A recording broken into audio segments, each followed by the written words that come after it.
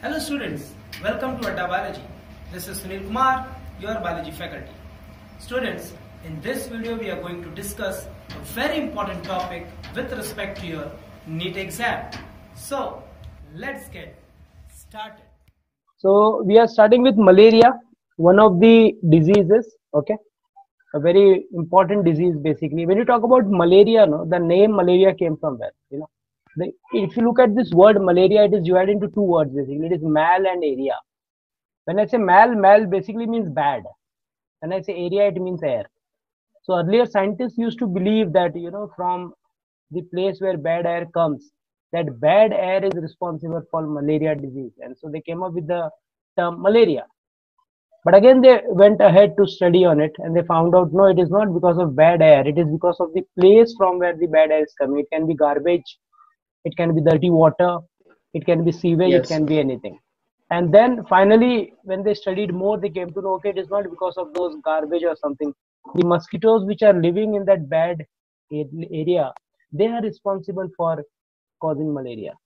And when they studied furthermore, they came to know it is not because of the mosquitoes. You cannot blame the entire mosquito community. It's just because of female mosquito. The male mosquitoes, they never suck blood. Male mosquito, they might bite you, but they will not suck the blood. It is the female mosquito basically who sucks the blood. And the point again comes here is why female mosquito is responsible for spreading malaria.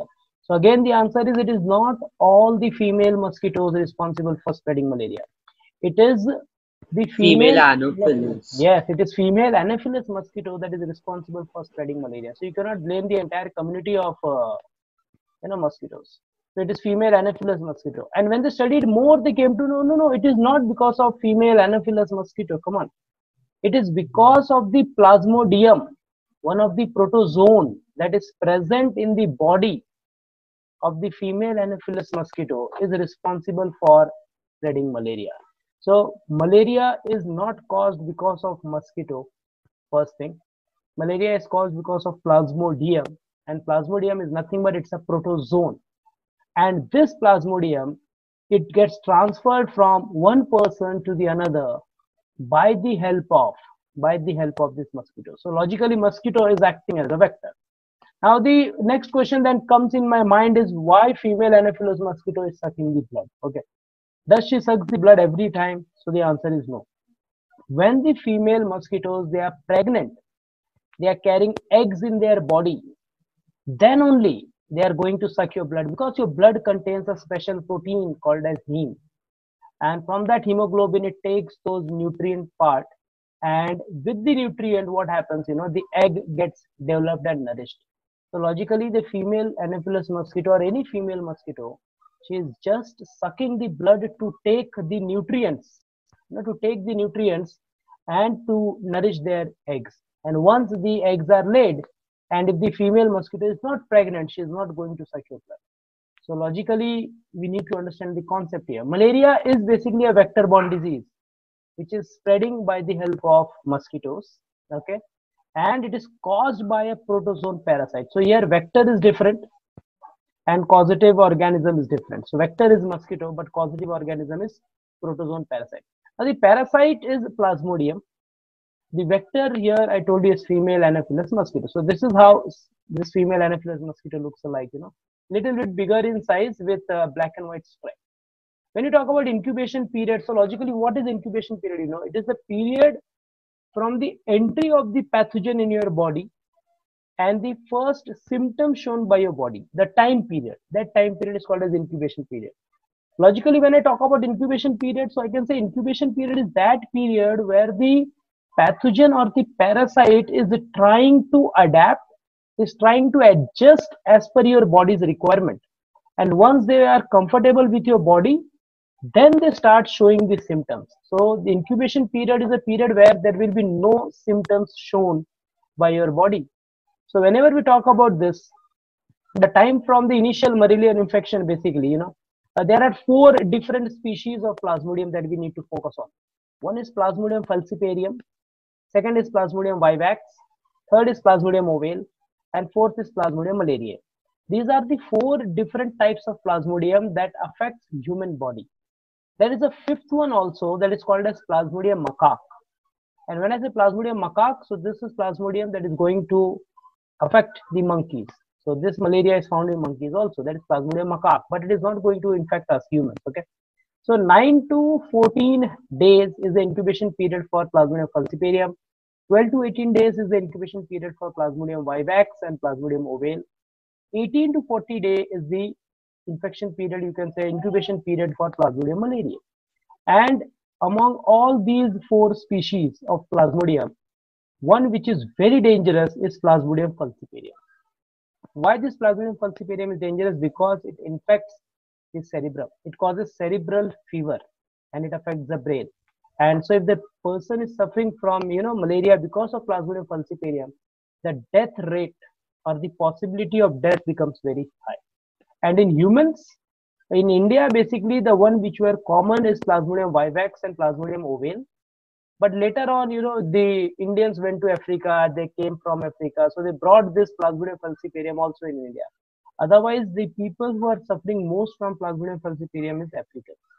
Now, these are the different species. Plasmodium vivax appears like this. Look at the WBCs and the shapes. Plasmodium ovale, here also you cannot make it very clearly, but these are different species of Plasmodium. So, but malaria is not a communicable disease, right? Malaria can spread from one person to another if mosquito is involved as a vector. It will not spread. Yes, so it requires a vector. So even if Indians travel to Africa, then how is it that they brought that other disease also over here? Yes. It's because the mosquito sucked the blood of the Indian in Africa, and by the time the mosquitoes loaded the Plasmodium in the body of that Indian, and when that Indian came here, the female Anopheles mosquito from this Indian started transferring in all the Indians across India. Okay. It travels in that way. So let's understand life cycle. See, mosquitoes, there are 2 cycles basically. One is sexual cycle of Plasmodium and the one is asexual cycle of Plasmodium. When I say sexual cycle, it takes place in the mosquito. And it is also called as mosquito cycle, or even it is called as sporogeny. And when I talk about asexual life cycle, it is seen in humans. The human cycle or asexual cycle, or even it is called as schizogony. Now we need to understand, humans, they have 2 phases basically. The Plasmodium shows 2 developmental stages in human. One will be in the RBC and second one will be outside the RBC. So we can say one as exoerythrocytic phase and second one I can say as erythrocytic phase. So how the development goes on, just take a look at this image. Now what we need to understand here, we need to understand very carefully from where the cycle is going to start. So in order to find out that, what I will be doing, I will be just showing you with the help of pen. This is the first stage, When the mosquito is sucking your blood, then through saliva, the mosquitoes, they always load saliva before sucking the blood.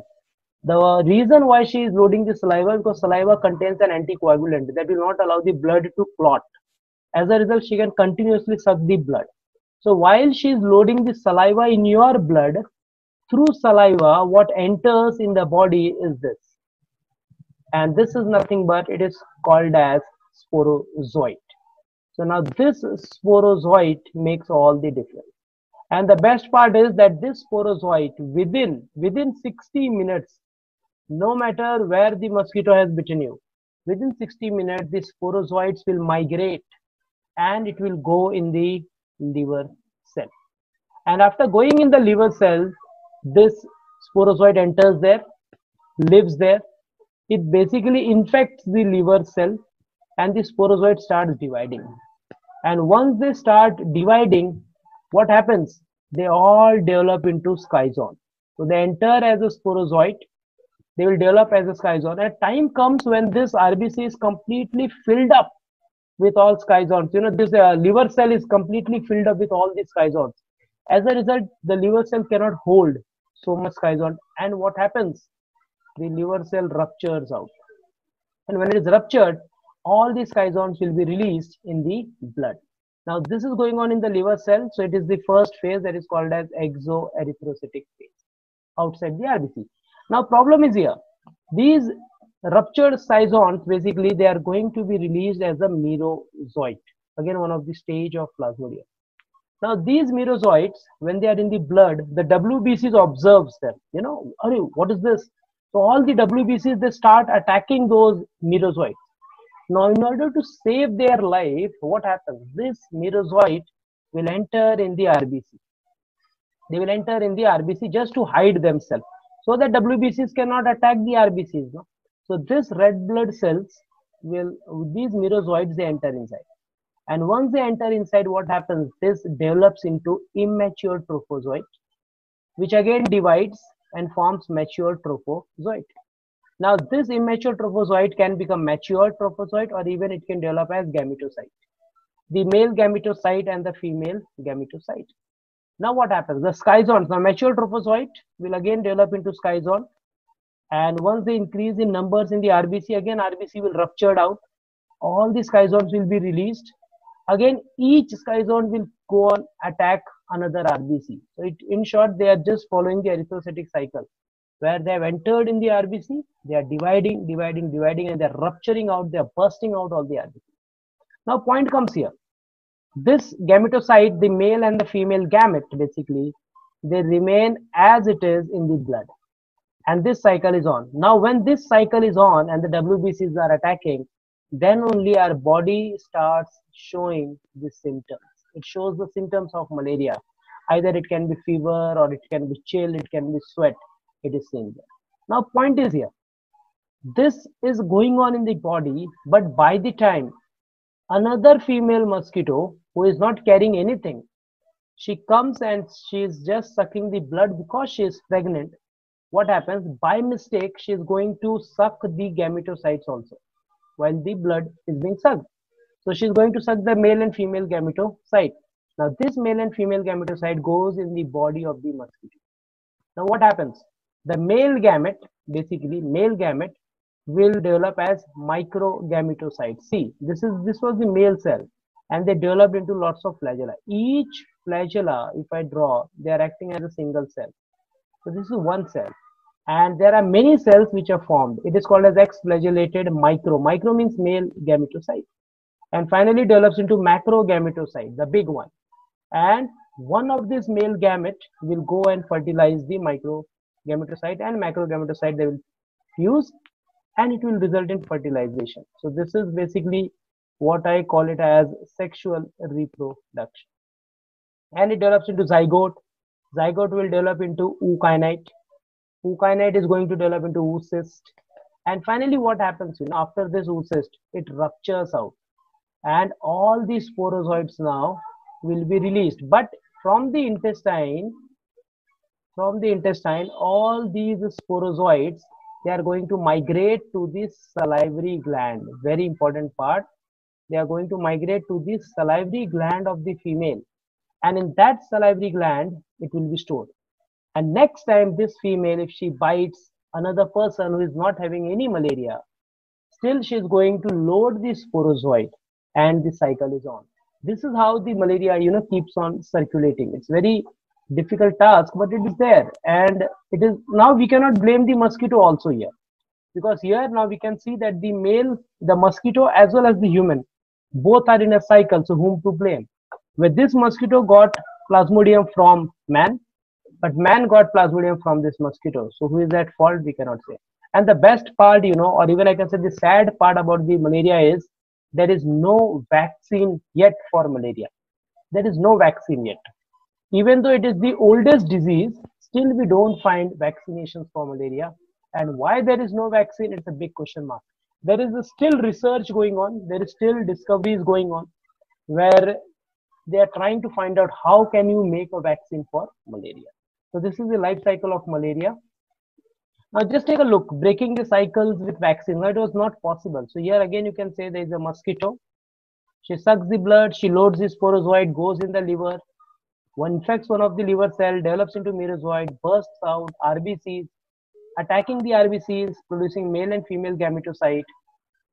Another female Anopheles mosquito sucking the blood, fertilization, ookinete, oocyst, and the cycle is on. So they are thinking where and which part we can stop the plasmodium to grow.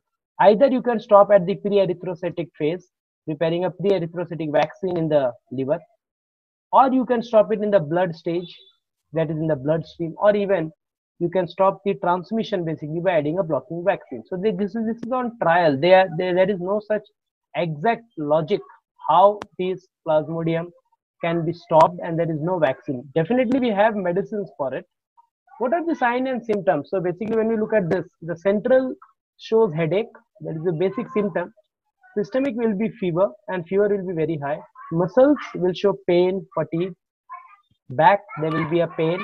For skin, we can say it feels the chills, it feels the sweating. That is one of the common symptoms that we see in malaria. Okay, then respiratory system, dry cough. Coughing is one of the things. Spleen will be enlarged, so it shows splenomegaly, where there will be enlargement. So these are the symptoms of malaria. And stomach wise, will be a nauseatic feeling, or even vomiting can take place. When we talk about the symptoms, again it is same thing that is written here: fever, chills, headache, sweat, fatigue, nausea, and vomiting. These are the basic symptoms of malaria. Coming to prevention, how you can prevent yourself from mosquitoes. So very simple option is, either you can apply some mosquito repellent cream like Odomos and all, just to get rid that the mosquitoes should not sit on the skin and bite you. Or avoid stagnant water, because the mosquitoes, they are arthropods. When they lay eggs, they have to lay eggs in water, and they will lay eggs only in that water which is not in motion. They are at standard or stagnant position.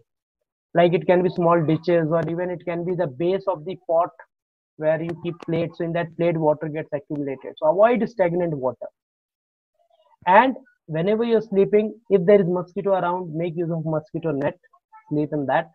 Or even you can make use of this Gambusia fish. This is a small guppy fish basically, Gambusia. This fish, when it is introduced in the pond or in the lake, what they do, they just feed on the larvae of these mosquitoes. And once they feed on the larvae of the mosquito, what happens? They just eat the larvae. So the female Anopheles mosquitoes are not growing. Or what else you can do? See, you cannot get rid of the water of the pond or water of the lake. So if you want to avoid that, just spray some kerosene on the surface of the water. Because of the density and all, what will happen? Kerosene will float on the surface of water. It will not allow the oxygen to dissolve in the water. So the larvae which are there in the water, mosquito larvae, they keep on jumping on the surface of water just to take oxygen. But because of kerosene, they will not be able to jump. And as a result, what happens? They will die. This way you can prevent malaria. Now, once you are suffering, what is the treatment? Very simple. There are different types of drugs available in the market. But the drug which is very common is a quinine drug. You need to understand one very important question, that quinine drug is obtained from the bark of the cinchona tree. So cinchona is a tree, it's in Africa basically, and from that bark quinine drug is obtained. And then multiple drugs are prepared by that formulation. We have quinine drug, we have chloroquine, we have doxycycline, we have mefloquine, we have paludrine, we have mepacrine. All these are different types of drugs that can be prepared and can be used for treatment against malaria. So what will happen here? See, we will see a mosquito. The human stage basically begins with the bite from a malarial infected mosquito. So then let's take the mosquito is carrying that sporozoite. So when she is sucking the blood, you can see she's sucking the blood from the skin, blood vessels. So what she is doing, she is simultaneously loading the saliva. Why she is loading the saliva? Because it's an anticoagulant. Now, once the saliva is slowly loaded, and along with saliva, what enters is this sporozoite. Now, this sporozoite migrates to the liver, as I told you. It affects one of the liver cells. It goes inside that. It divides, and it produces lots of schizons. Now, these schizons basically now they start attacking the RBCs. Why? Because the WBCs are killing them. And in the RBCs, when they go enter, then they develop into trophozoites.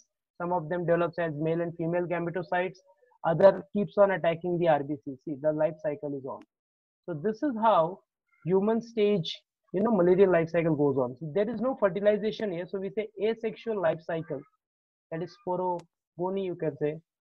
Asexual life cycle, that is schizogony, takes place in the humans. This is how the process is on.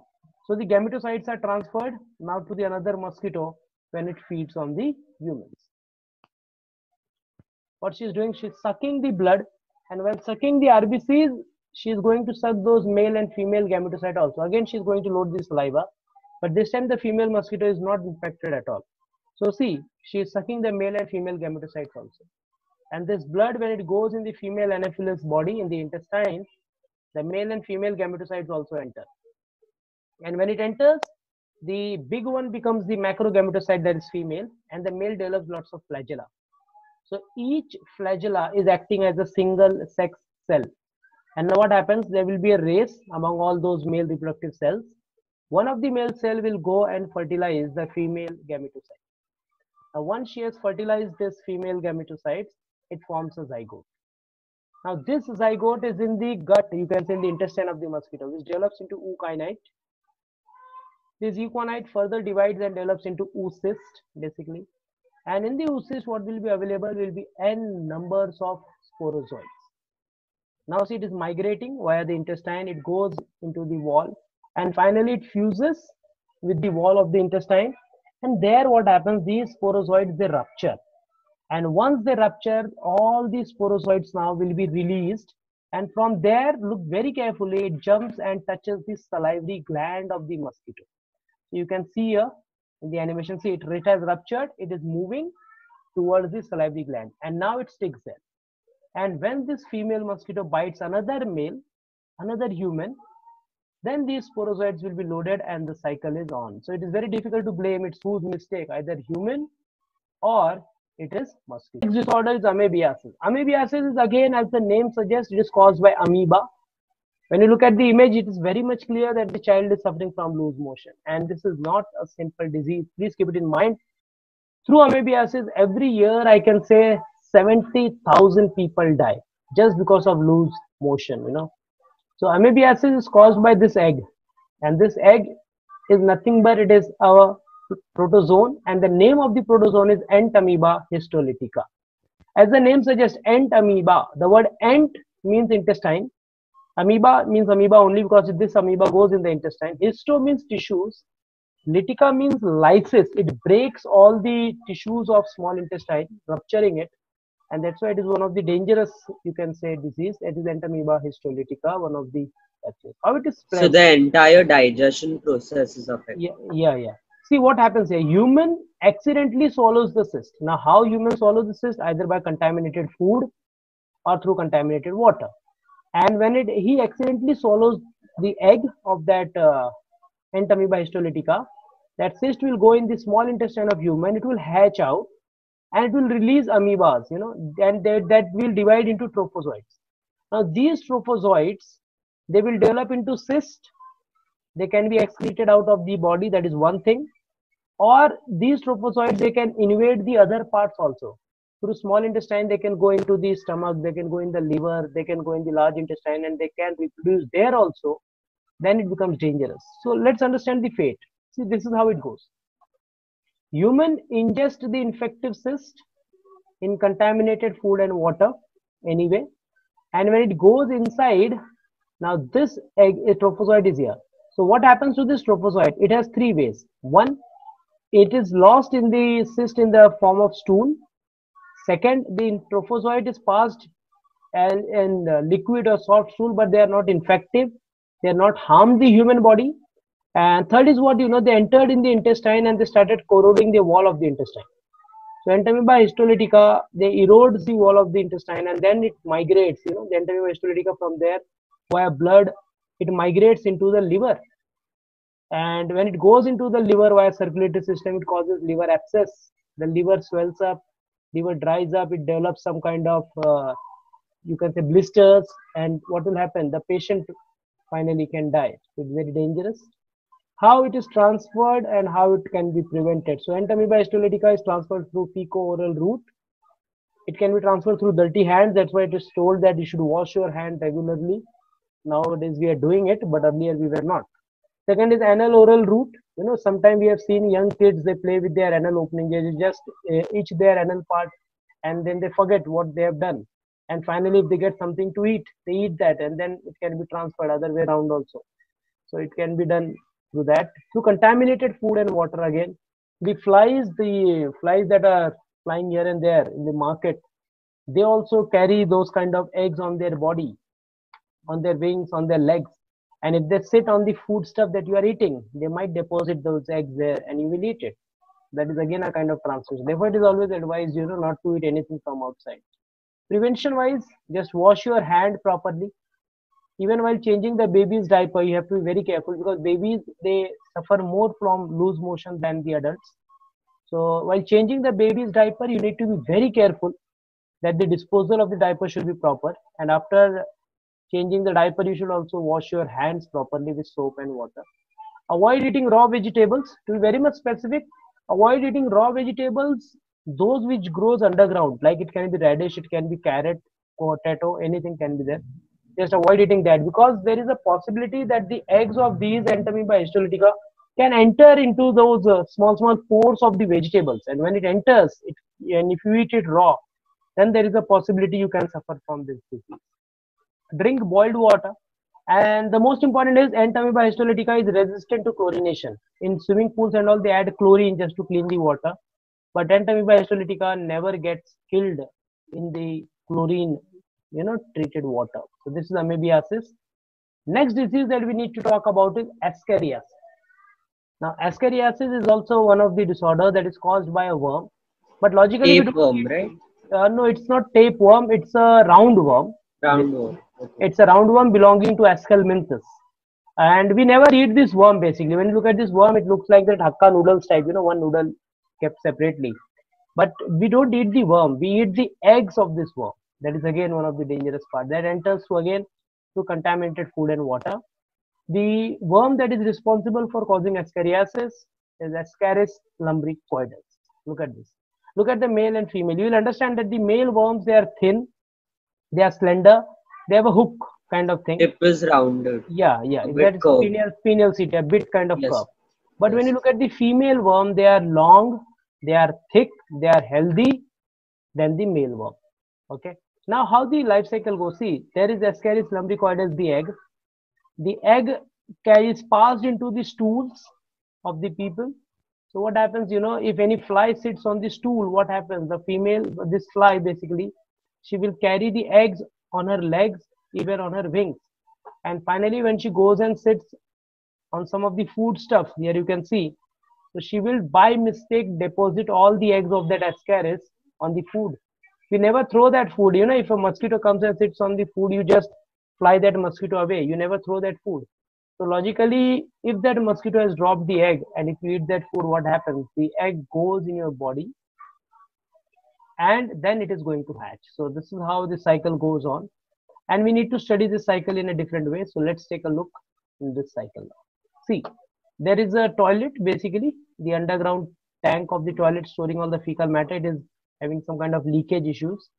So when it gets leaked, the stools or that eggs travel and reaches to the water table, and this water is like drunk by this young girl and she is falling sick because of ascariasis. So this is one of the reasons.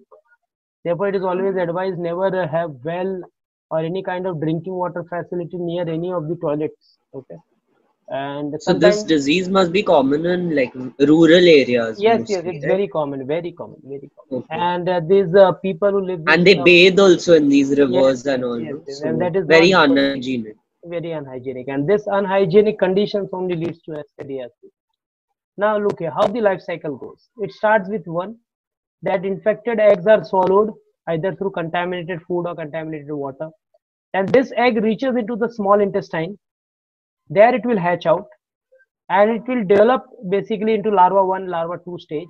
But that young larva is scared, where am I? So what happens, that larva starts moving, it starts migrating.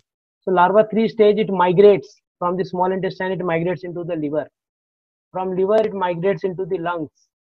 From lungs, it migrates into the trachea, and from trachea, it migrates into the mouth, and you cough. And when you cough, the sputum that is generated, if you spit it out, it's good because the worm has gone. But 90% of the time, we don't spit out the cough or we don't spit out the saliva that is generated. We swallow. So what happens, the coughed up larva, if it is swallowed, now the male and female Ascaris worm, they will enter in the intestine for the second time. Now, since it has entered for second time, now it will not go out. it will grow.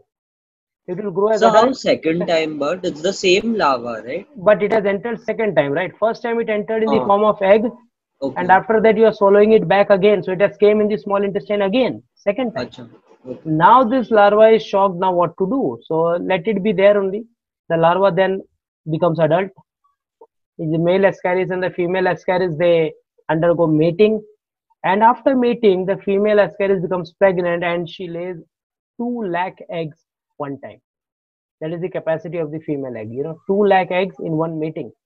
And out of those 2 lakh eggs, you can say 1 lakh eggs will be passed into the fecal matter, and it will be again transferred to somebody else, and it keeps on growing in the body. And if you don't take any medicine or don't take any proper treatment for ascariasis, then it becomes dangerous. This is the worm in the intestine. Americans, they have very common in them because of the junk food they eat. So they all have ascaris worm present in them. But it should be Junk and mostly fast food. yes, yes, Fast foods, right? yeah, fast foods. It has to be treated. What if not treated? If this ascariasis is not treated, what will happen? The patient will die. And once the patient is dead, all these ascaris worm starts coming out through their nose, through their mouth, because there is no system going on, and they need oxygen to breathe, so they start coming out of the body. It's one of the deadliest disease, not to ignore it. What are the symptoms of the patients who are suffering from ascariasis? So I can say first GI discomfort, gastrointestinal discomfort.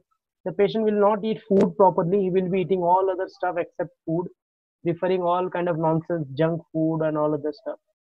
He might show vomiting, fever, and sometimes if the worms are more in number, it is passed in the stool also. Live worms will be passed. And these worms, sometimes it happens that they intercoil among each other in such a way that they block the pathway of the small intestine also. And their bolus will be formed. And this can be deadliest. It leads to pneumonia. It can even lead to eosinophilia. Okay, increase in the number of eosinophil, that is WBCs basically. What is the prevention that can be done? It's as simple as that. Use of toilet facility. Don't pass out the fecal matter in the open air. Okay. Safe excreta disposal has to be done. And if you are suffering, you have to take drugs like mebendazole and albendazole. When I use this word mebendazole, albendazole, so you need to take medicines in 2 doses. First dose that you're going to take will be initially, and after 15 days you are going to take the second dose, because the medicines that you have taken is going to kill the larvae, kill the adults, but not the eggs. The eggs which are present in the body will hatch after 15 days. So before they become adult or they go for mating, what you need to do, take the second dose of medicine, and that can be used to kill all the worms. So this is what is ascariasis. Any doubt, Arav? No, sir. Next disease that we have is common cold. Very simple. That is achoo. Basically, it's all about virus.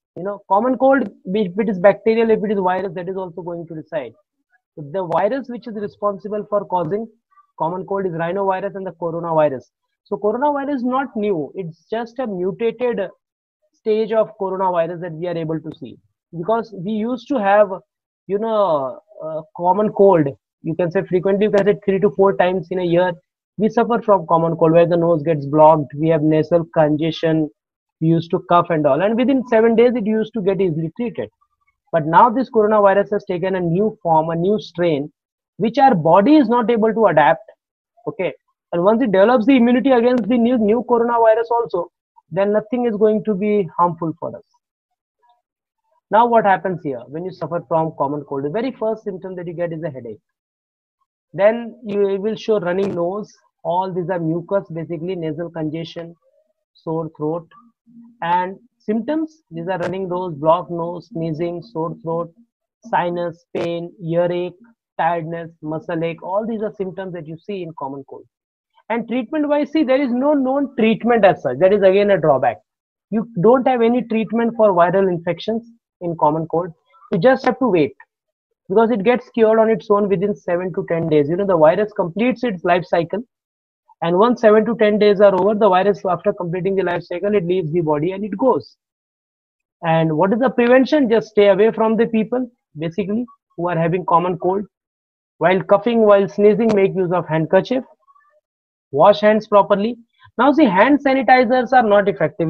This hand sanitizer is sold so much in India, but these sanitizers, they are not effective on the viruses. Try to understand. It will not kill the viruses. Sanitizers cannot kill viruses because viruses cannot be killed at all. Viruses can be inactivated. They cannot be killed because viruses are on the threshold of the life. They are neither living nor dead. So if something which is not living nor dead, how can you kill that thing, right?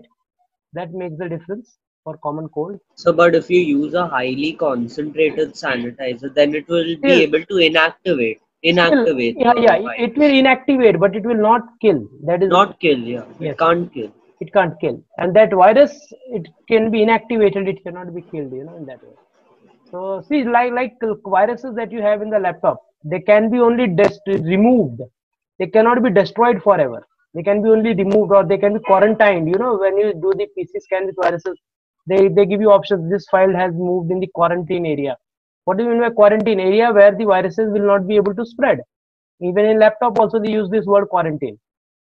Okay, so that is. Yes, sir. And when you talk about the next disease, that is filariasis. It means elephant's foot basically. Look at the leg, it has swelled up a lot. That is filariasis.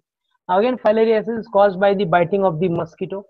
It's a Culex mosquito that is going to spread the filariasis. And now filarial worms are here. There is no egg involved in this process. In this disease, there is no egg. There is a worm, direct worm. That is filarial worm. Let's understand. Now there are different types of worm that is going to affect in filariasis. This one is the most common type in India. It is Wuchereria bancrofti. Second one is Brugia malai, and the third one is Brugia timori. So we have three different species of filarial worms: Wuchereria bancrofti, Brugia malai, and Brugia timori. Now, when you talk about the types, so we can say it affects the lymphatic system. So there is lymphatic filariasis. It affects the subcutaneous system. So it's a subcutaneous filariasis. Sometimes it infects the serous cavity. So it is serous cavity filariasis. There are different types of filariasis. Now, depending on this, let's understand the life cycle. See what happens. This starts with here. The first part. Mosquito takes the blood meal, and the mosquito is going to inject in you larva 3 stage of the filarial worm. That larva 3 stage, when it enters in the human body, they will develop into adult.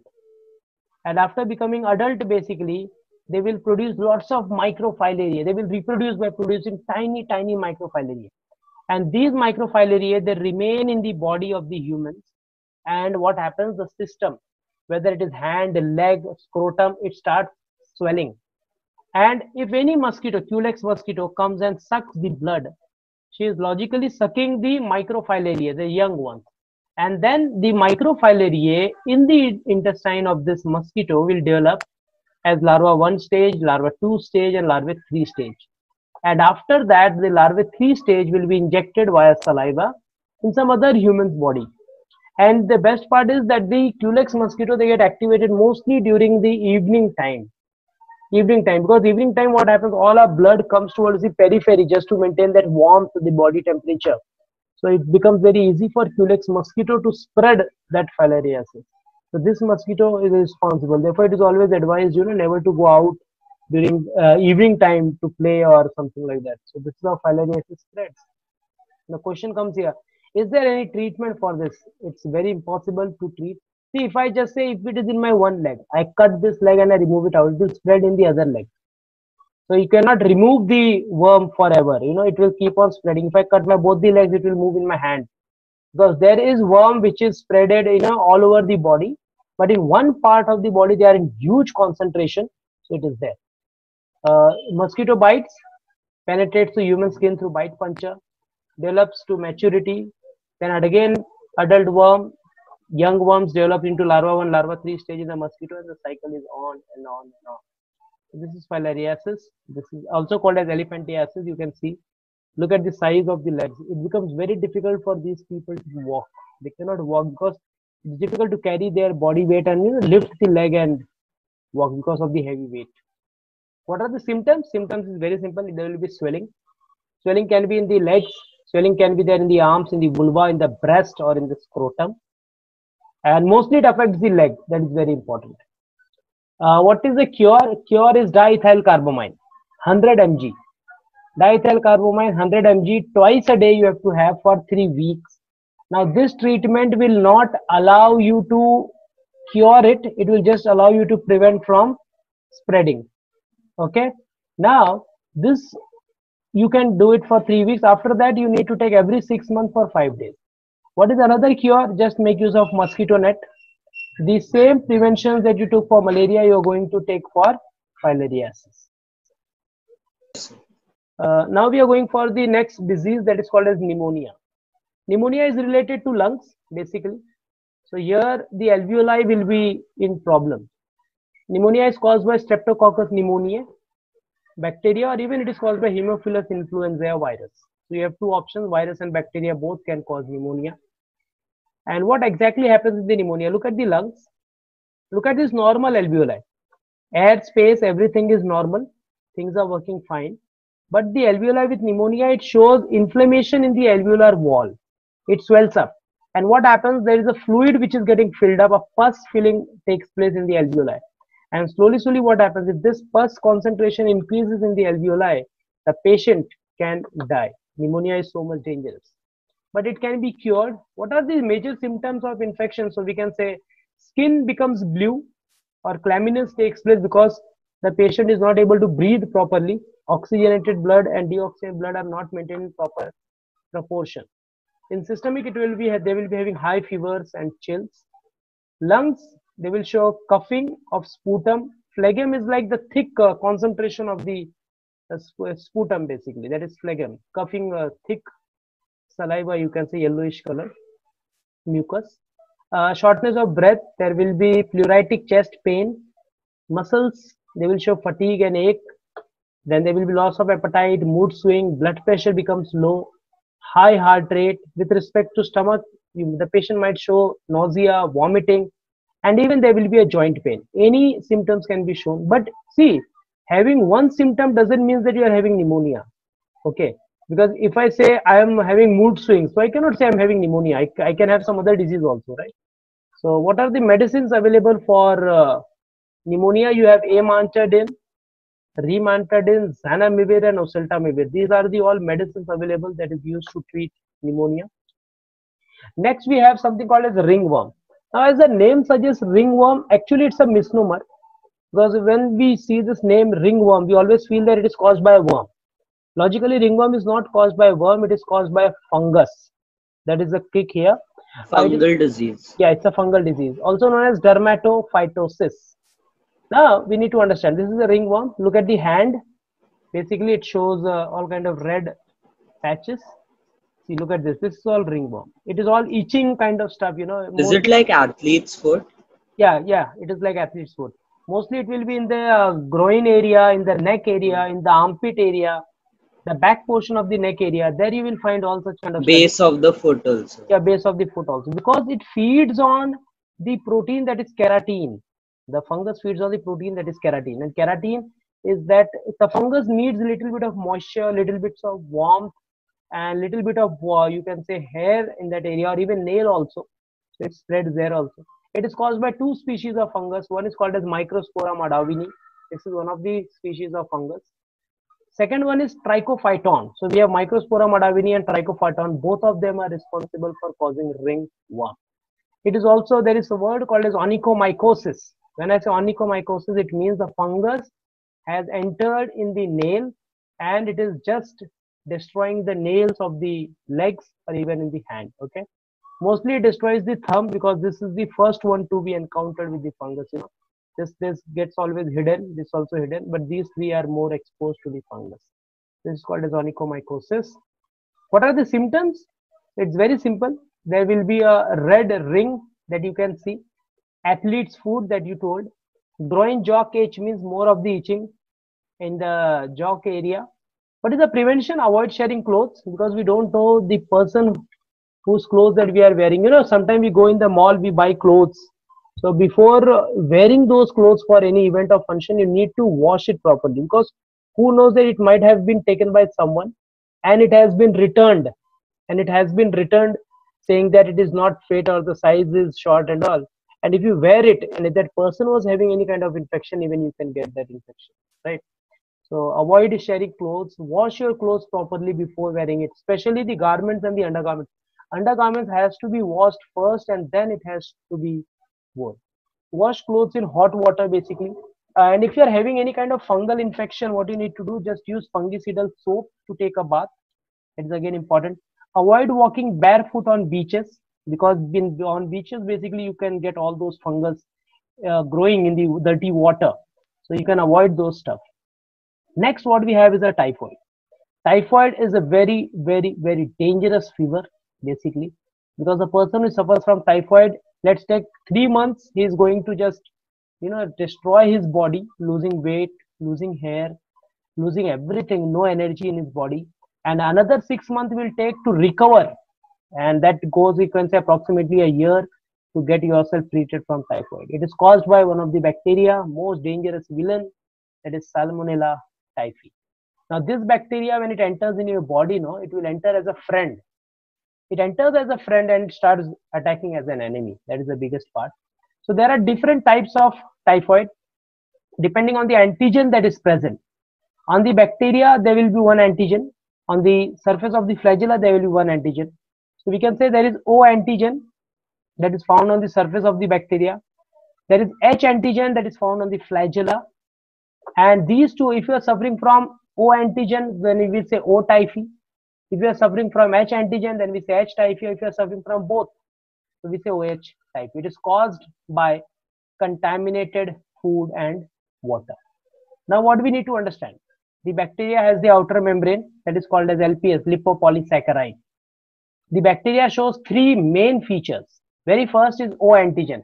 This O antigen, which is present on the bacteria, it covers the body of the bacteria in such a way that your immune system will not be able to recognize that bacteria as a foreign agent. That is a drawback.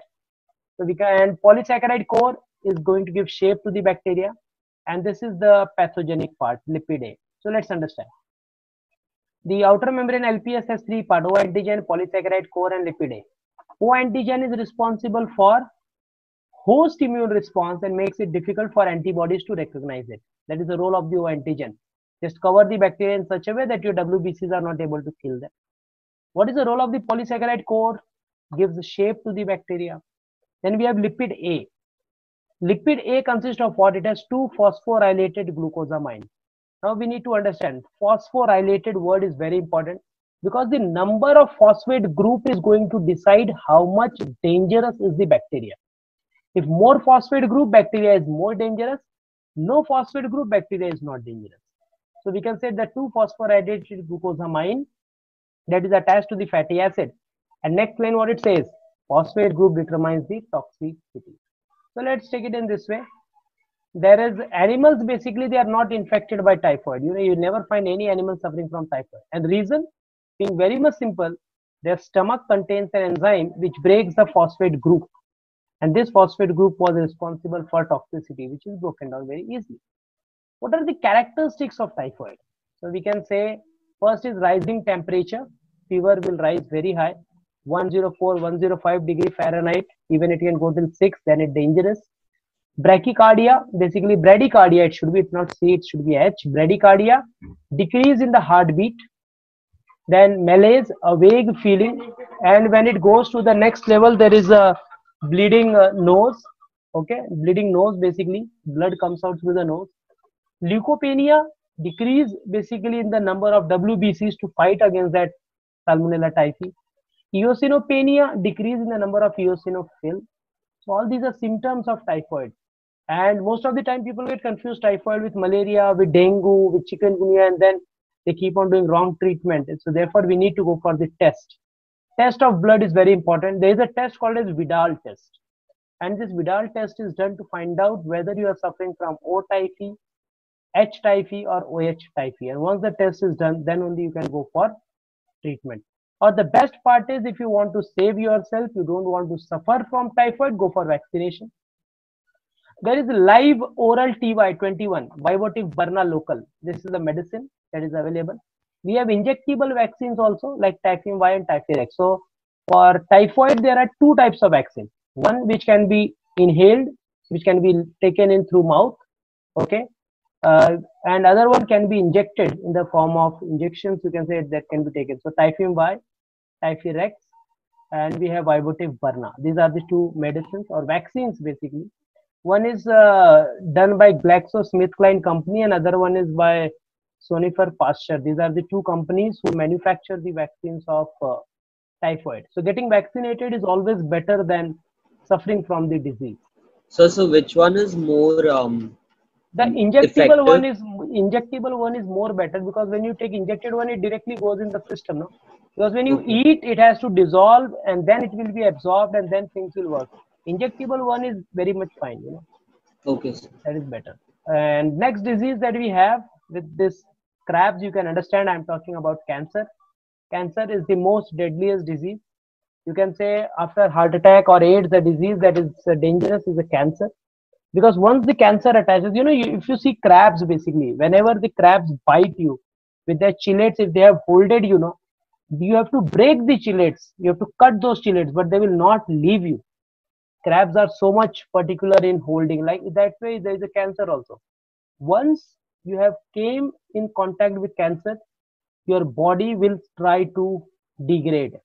It will never be finished by 0%, at least 1%, but it will be there. So cancer becomes a very dangerous disease. Okay, there is no 100% treatment for cancer, just make it very much clear. So whenever I talk about cancer, cancer is defined as uncontrolled and unorganized mass of cell. Here the cells are dividing on their own. There is no control over the cell division. They are growing themselves, forming a lump or a mass, and then it's a dangerous one, because there is no foundation, no cell division rules applicable on them. It forms a lump that is called as tumor. Every cancer has a tumor except leukemia. Leukemia is not a tumor, it's a blood cancer. And you will be shocked to know, if WBC increases beyond the normal range, it is more than the amount that is there, then it can lead to blood cancer, leukemia. See, this is the normal growth. So there is a normal cell division going on. And once the cell's life cycle is over, what happens? The cell either repair. If it is not able to repair, then if it is damaged, the cell does suicide. Now, cell suicide is like cell kills itself by the help of lysosome, suicidal bag, or it undergoes apoptosis. See, there's a different word, cell suicide and apoptosis. Apoptosis is programmed death. We all are on this earth for a fixed duration of time, and after that we are going to die. So that is apoptosis. Once your time is over, you will die. But if you die, you know, but like this actor committing suicide, that is a cell suicide kind of stuff. Your time was not over. You are not apoptized for that. Okay. And look at this cancer cell. They keep on dividing. First division, second division, suddenly it becomes a lump or a tumor. Now there are two types of tumor that we need to take care of. See, a tumor is getting formed here. This is a cancer cells which is dividing. Okay, here you can see all the normal cells. Now once they start spreading, no, they start localizing or disturbing the other cells also. So it becomes a very danger. Look at this. Normal cell and a cancerous cell. What is the difference between the two? Normal cells will have large cytoplasm, cancerous cell will have small. Normal cells will have single nucleus, but cancerous cells will have multiple nucleus. When you talk about normal cell, they will show single nucleolus. But when you talk about cancer cell, it shows multiple nucleolus and large nucleolus.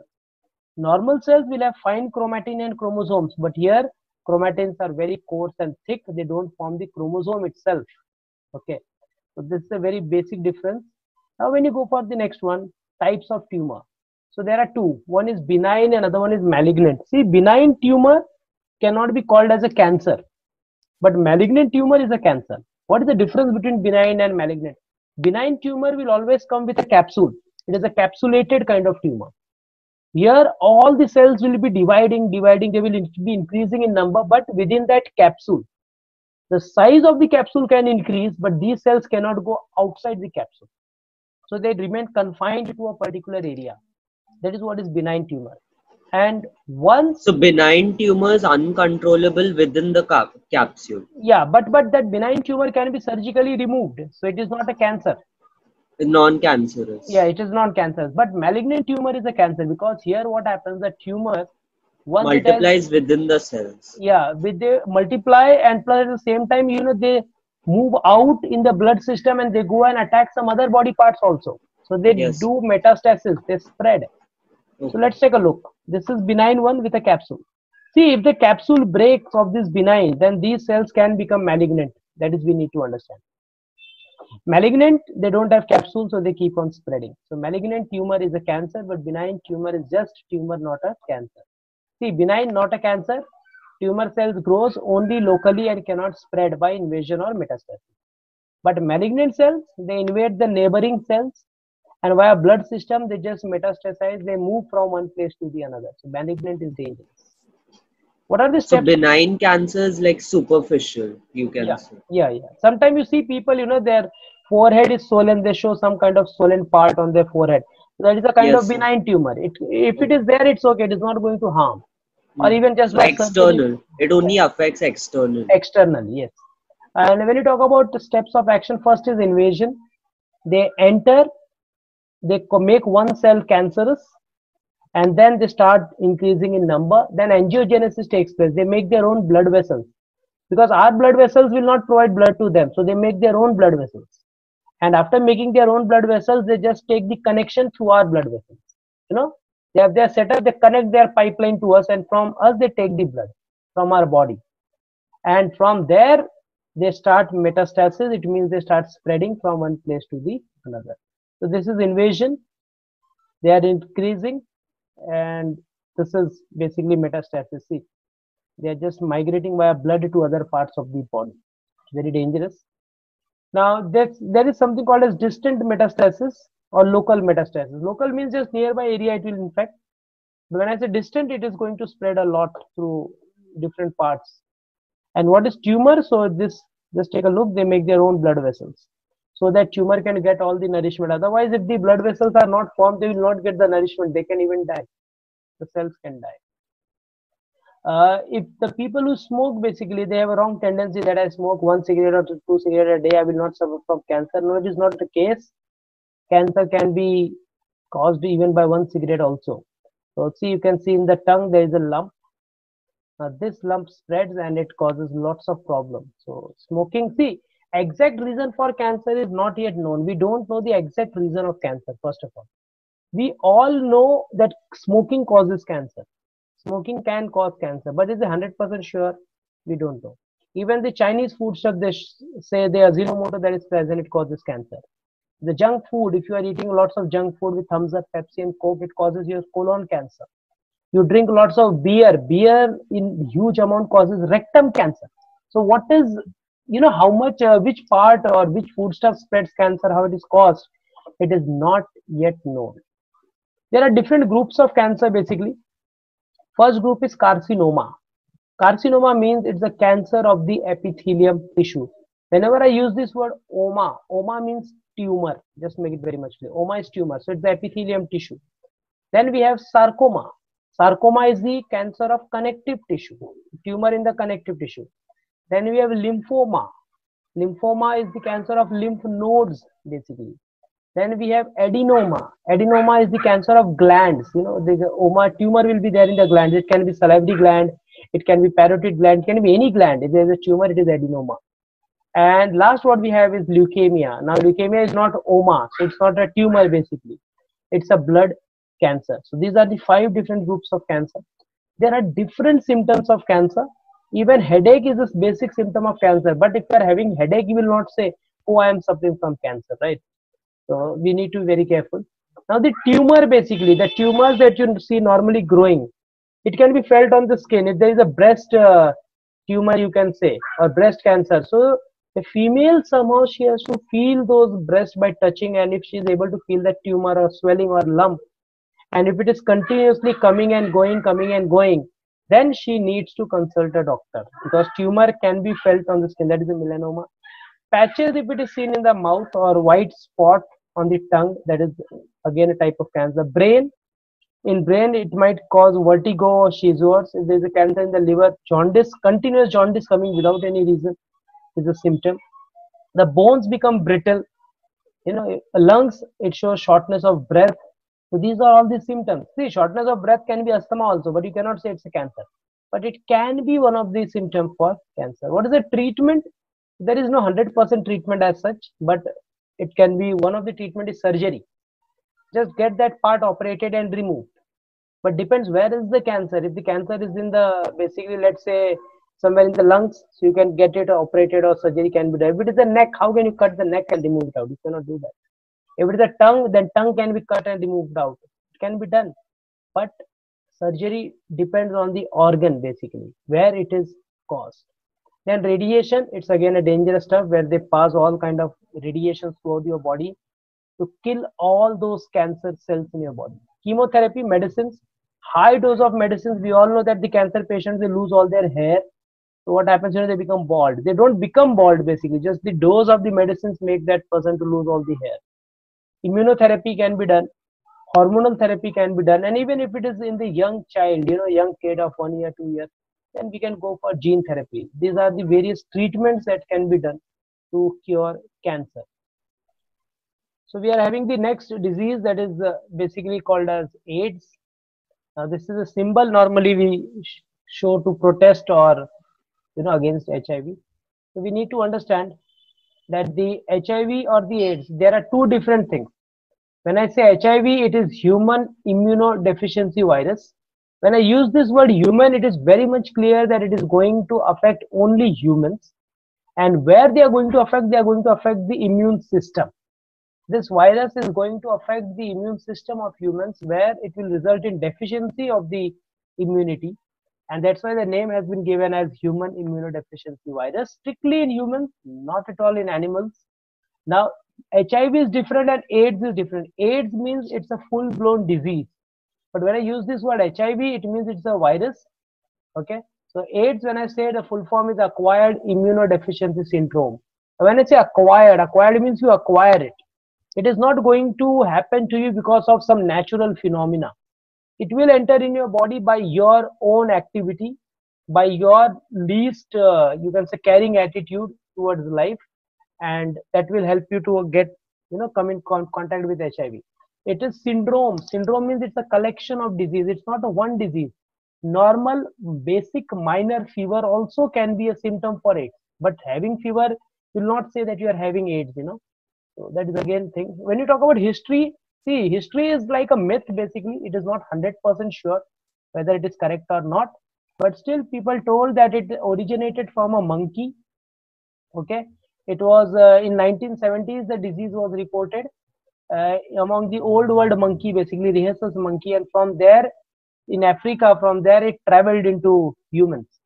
Now, what the Africans did to the monkey, they actually killed the monkey and they applied the blood of the monkey all over their body.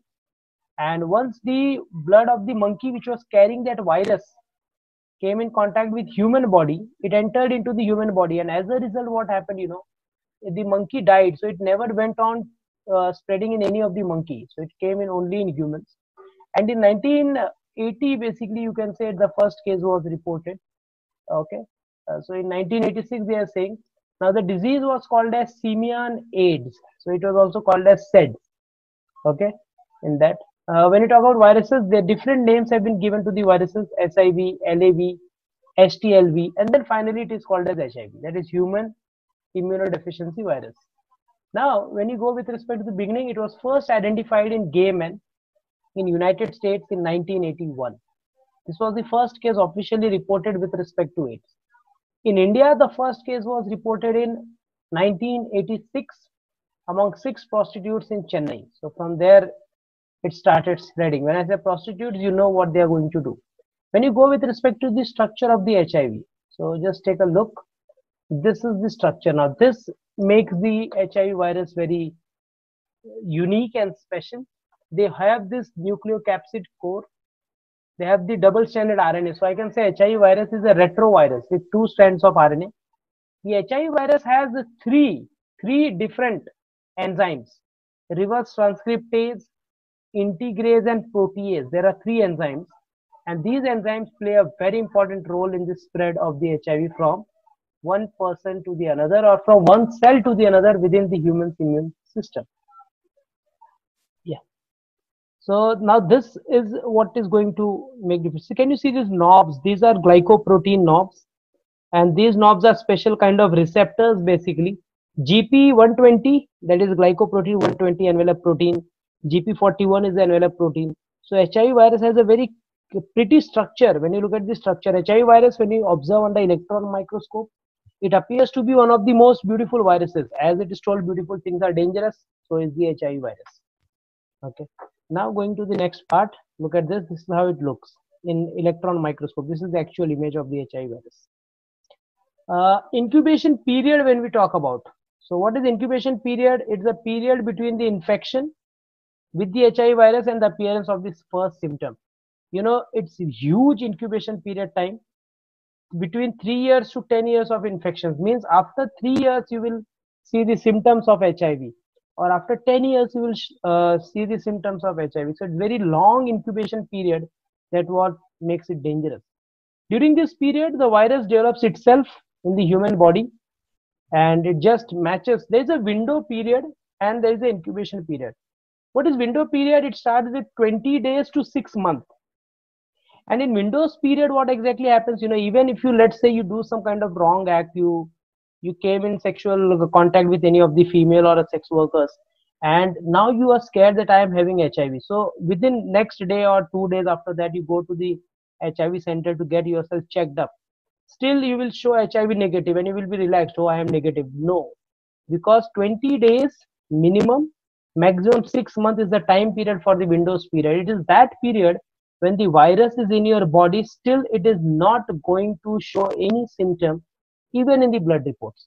So you have to get it tested twice, one after 20 days, and if it is negative, then after 6 months, and still if it is negative, then you are safe. Okay, so 10% of the cases test positive within 3 to 6 months of exposure, but 90% of the cases you can say test positive within 3 months of the exposure. So you can understand, it depends totally on the immune system. How much is your immune system? If it is good one, then you will be in 10% cases. If it is poor, then you are in the 90% of the cases. How it is transmitted? It is transmitted through open cut. If there is a bleeding, basically you can say part which is cut, wounded, and if you touch that part, you don't know the person. You know, a person who is lying on the road, met with an accident, you don't know that person, still you want to help him out. What is the guarantee that he is not infected from HIV? There is no guarantee. So while helping him out, you need to take yourself precautions so that his blood should not touch your body. Or if it comes in contact with your body, there is a possibility it might enter in your body also. Breaks in the skin while shaving, you know, the razors and all the blades should not be shared. Syringes used by the doctor should not be shared. Basically, doctors don't use syringes, they dispose it off. But the druggist, they take lots of, you know, they use one syringe, and among all of them, they are sharing the syringe and taking drugs that can cause them HIV, if anyone is having in the group. Then mucous membrane, through kissing also it spreads. Kissing is very rare, but through kissing also the HIV is going to spread, provided if the patient is having a bleeding gums. Let's say, for example, if the boy or the girl, any one of them, they are having bleeding gums, then it can spread, otherwise it will not. So there are many things. Don't share the razors, don't share the blades and all. Avoid injections and syringes. Okay, when you prefer a doctor, then see to it that doctor is using a new syringe, basically is opening new needle and new syringe in front of you and is showing. HIV transmission is common and it can take place by the help of blood. Mostly takes place by the help of blood only. Semen, the vaginal secretion, and even through breast milk. If the mother is infected, then she can transfer the virus to the baby also. HIV in body fluid. So maximum, see, 18,000 cases was in blood, 11,000 it has been observed in semen, 7,000 in vaginal fluid, 4,000 in amniotic fluid, and one case you can say it was in saliva. But through saliva also it is there. Now, route of transmission. So when I talk about route of transmission, it can be sexual contact. Now the sexual contact can be male to male, or even it can be male to female, or vice versa, or even female to female. What is the blood exposure? So through blood also it can spread by injecting drugs or using shared needles. Sometimes it is occupational exposure, you know, the one who are working in the syringe industry, or the one who are working with some kind of area or the zone where they are more exposed to the blood area. Then there is a possibility, because the ward boys and all of the hospitals, if they don't take care of themselves, then there is a possibility for spread of HIV to those people also. Transfusion of blood. Perinatal is like from mother to baby while breastfeeding. That is also one thing how it can spread. See, HIV virus is going to affect the T cells. T cells are a type of WBCs. So this T cell becomes what? HIV infected T cell. Now this HIV infected T cell develops more in the cell, a virus develops, and finally what happens? The cell bursts out and new HIV viruses are released. See, the WBCs, they are fighting with those HIV virus, but the problem is the number of HIV virus released are in lakhs and the WBCs that are present in your body is in thousands. So the fight is basically, the ratio becomes very, not good actually. So as a result, the body is not able to fight with those HIV viruses. So this is how it happens. See, there's this green, all are HIV viruses, and this is your WBC. So look at the number of viruses and WBC. So infection and antibody response is different. Kaposi sarcoma is a confirmatory symptom for AIDS. If the person is showing these small blisters like all over his body, then confirm that he is suffering from AIDS. Kaposi sarcoma is a very common symptom for AIDS. What do you need to do? Just early diagnosis and testing is going to help you out. It allows for early treatment, stabilizing the immune system response, So if your immune system is working fine, then you can survive with the HIV viruses also. There are few people in the world who are having HIV viruses in their body, but it is not infecting their body because their immune system is so much strong and developed, it can fight with that. The chances somewhere or the other, if a lady is getting pregnant, she has to first undergo HIV testing so that the virus should not be transferred from mother to the baby. There should be education and awareness among the people, because education and awareness eliminates the high risk behavior. Okay. HIV testing, so there is something called as ELISA, enzyme linked immunosorbent assay test, that is done to find out HIV. It requires a blood sample or oral fluid sample. Now HIV test detects the body's antibody and response to the HIV infection. The test does not detect the HIV virus. It just shows that you are infected. So there is ELISA, enzyme linked immunosorbent assay. So this is the confirmatory test, ELISA is a confirmatory test, you can say. Screening test is ELISA, EIA. Confirmatory test is IFA, where you just check the reaction of those viruses with the normal antibodies. So once the person is infected, they always remain infected forever. Medicines are available to prolong their life, but there is no cure to the disease. HIV cannot be cured, your life can be increased. And you won't believe the cost of the medicine is so much high that you would love to die. Because 1 month course medicine is for 90,000, 80,000, 1 lakh rupees. To survive for 12 months, you have to invest 12 lakh rupees, which common man cannot do. Those who are infected, they are capable of infecting others. That is again a drawback, without having symptoms or knowledge of basically infection, They are unaware, so they can spread. So is it possible that even after the incubation period, the symptoms are not showing and the HIV remains in the body, but symptoms are not shown? Yes, it is possible, depending on the immune system. Okay. If my immune system is strong, my body will not show any kind of reaction. Okay. Now, how to avoid such kind of AIDS? So just avoid unprotected sexual contact. Use barrier methods such as condoms while having sex. Limit multiple partner by maintaining a long-term relationship with one person. That is very important. Talk to your partner about being tested before you begin a sexual relationship. Before you get married to somebody, ask for HIV fitness test. But the moment you ask for HIV fitness test, the person will say, I don't want to marry you. You are having doubt on me that I am having HIV. So it's not about doubt, it's about safety. So that we need to take care. Okay. So these are the methods. HIV risk reduction. Avoid drugs and alcohol to maintain a good judgment. Don't share needles used by others for drugs, tattoos, body piercing and anything. Don't use it. Avoid exposure to blood products. And if you are doing it, just see to it that you are having complete protection before doing that. Now the people who are infected with HIV, they can look healthy like you and me. They can be unaware about their infection. They can live a long productive life even when their HIV infection is managed. Can infect people when they engage in high risk behavior. So they can spread also. There is a problematic thing. So some people have multiple exposure without becoming infected. That is what I told you. It depends on the immune system. Some people have been exposed at one time only and they are infected. So that is depending on the immune system. So this graph shows lots of stuff. No wrong blood transfusion, no multiple partner sex, no use of syringe again and again, and always wear a condom for protection while having sexual intercourse with an unknown partner. Okay. Get educated. That is the ultimate thing that we can talk about HIV, because the more you are educated, the least will be chance of you suffering from AIDS. So education is must, where each and every one should be educated, and educated people only they can be trusted, because uneducated people, what they say, मेरे को AIDS नहीं होगा. There is nothing called as मेरे को नहीं होगा. जिसको होना है उसको होगा ही रहेगा. Hope friends you would have enjoyed the video. If you have loved the concept, please don't forget to give a like. And student, if you are new to the channel, don't forget to subscribe. We are hoping for 150k students in our group, so don't forget to subscribe. This is Sunil sir saying goodbye to you. I will be bringing new videos in the simplest way for you, and you have to support me just by subscribing and giving a like to the channel and the video. Lots of love. Thank you very much. Stay blessed, stay safe, happy studying.